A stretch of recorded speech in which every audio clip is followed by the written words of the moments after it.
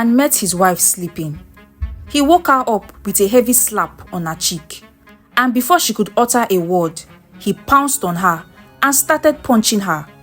Chinwe was screaming, and when Chioma, her daughter, saw this, she was sad and tried to Chinwe, a young, beautiful working-class woman, met Obinna, who is a handsome young man. His appearance made her fall for him immediately. He was everything she wanted in a man. He was handsome, tall, muscular, with caramel skin that was smooth. He had clean, well-shaped beards and was very wealthy. And that was enough for Chinwe, that in 2 weeks of being in a relationship with Obinna proposed to her, and she agreed immediately to marry him. Her parents told her that it was too early, but she didn't listen and went ahead to marry him behind their back. At first, it was a sweet marriage, but what was a sweet marriage suddenly turned sour. After they got married, Obinna was a loving husband, but years after the birth of their 2 young girls, his business started to crumble. Because of this, his behavior started to change.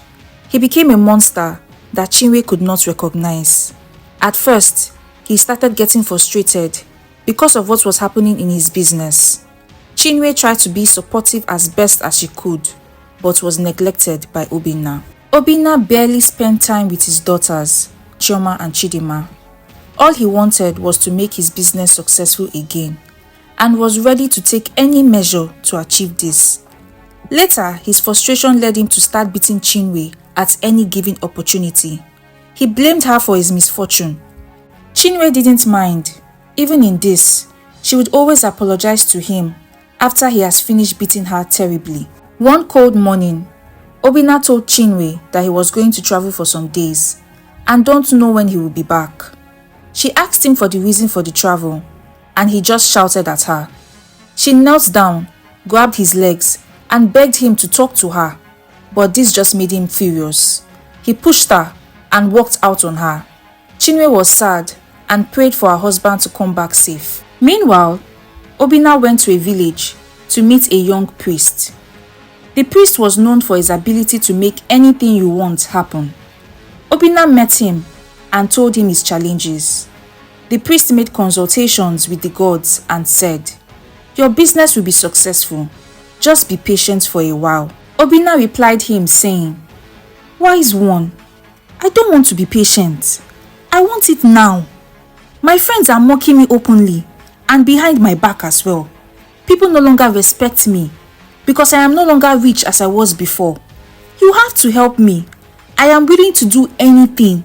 I don't want to wait." Alright, if that's what you want, I will do it for you, the young priest said.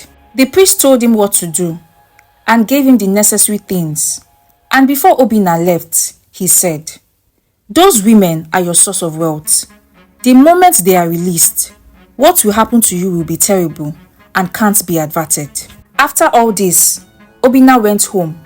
In a few days, his business bounced back and was doing well. Chinwe was happy for her husband, but the beating didn't stop. He would still come back home and beat Chinwe at any opportunity he had. Chioma and Chidima, their daughters, would often watch their father raise his hands on their mother. He would punch and kick her like she was a football. Their daughters dare not try to stop their father because he would pour all the anger on them. There was an afternoon when Obinna came back from work and met his wife sleeping. He woke her up with a heavy slap on her cheek, and before she could utter a word, he pounced on her and started punching her. Chinwe was screaming, and when Chioma, her daughter, saw this, she was sad and tried to stop her father from beating her mom, but instead, she ended up in the hospital. Obinna used Chioma's head to hit the wall, and immediately she fainted. Obinna and Chinwe quickly rushed their daughter to the hospital. Meanwhile, the beating and anger was not the only thing absurd about Obinna. Another weird thing about him is that he has a room in his house that nobody must enter.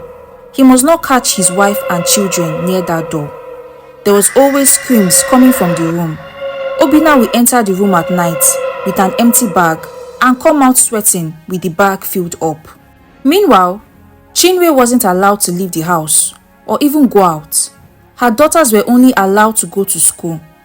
While in school, one of Chioma's friends, Ada, observed that she was always sad and most times would just keep quiet. She asked Chioma why she was always sad. Immediately, Chioma bursted into tears and explained everything to her. "Chioma, I'm so sorry you are going through all this.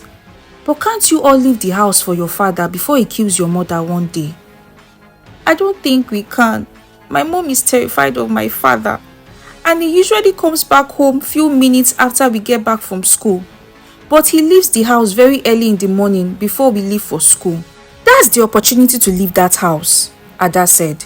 "Please try to talk to your mother. Meanwhile, I have a spare phone that I can give you, so your mom can call someone for help, since your dad doesn't allow any of you to have a phone." "Thank you so much, Ada. You are a good friend. I will try to convince my mom." When Chioma got the opportunity, she showed her mom the phone and tried to convince her that they should all leave the house. Chinwe listened to her daughter. Apparently, she too had been looking for an opportunity to leave. She collected the phone from Chioma and went to hide it. They planned to leave in the morning when Obinna has gone to work, but their plan failed. That morning, they already planned to leave the house. Immediately their father left, they hurriedly packed their things and were about to leave the house. When Obinna left the gate, apparently he forgot something and came back home to pick it up. Obinna saw them trying to run away and immediately he got angry. He pushed Chinwe and the girls inside, gave them the beating of their life. They cried and cried, but no one to save them. From that day, he stopped Chioma and Chidinma from going to school, and we locked them up in the house every morning before going to work. They were devastated as their plan to run away didn't work out, but they still had the phone. Chinwe decided to call her elder brother. While she was about to call him, they heard strange noises coming from that room that Obinna always enters in the night. Chinwe stood up and walked to the room. Her daughters were scared and warned their mom against it, but she didn't listen. She walked to the door. "Who is there? Is anyone there?" "Help me," the voice screamed back. "Who are you?" Nobody answered. Chinwe was confused and made up her mind to help the person. So she quickly went to the kitchen to get a knife so that she could open the door. Her daughters tried to stop her, but she didn't listen. She tried and tried until she finally opened the door. At first, she was scared to enter, but she still entered and saw lots of money on the floor. Then in the middle of the room, she saw 3 women tied to the floor. They were bruised badly, covered in blood stains. They looked malnourished and very thin. Chinwe and the girls broke down in tears. They tried to ask them some questions, but they couldn't answer. The women were very weak. The question Chinwe thought in her heart is, why is her husband keeping these women here, and who are they? She looked at the time and realized that time had gone and Obinna would soon get back from work. She quickly used the phone to call her brother to come help them. At first, he wasn't picking the calls, but after a few trials, he finally picked the call. She explained everything to him and said he should hurry if he wants to meet her alive. In a few minutes, her brother came with his friend to assist him. They broke down the front door. Chinwe and her daughters were happy to see them. They hugged them and cried for joy. She told them about the women in the room, and as they were trying to rescue them, Obinna came back. He opened the gate. He saw that the door of his house had been broken down. He entered and saw the 3 women that he kept inside the room being cut loose. He shouted in shock when he saw this, and then remembered what the young priest told him. "Those women are your source of wealth. The moment they are released, what will happen to you will be terrible and can't be averted." Immediately, Obinna started shouting. It was as if something was burning him. He felt pain in his legs.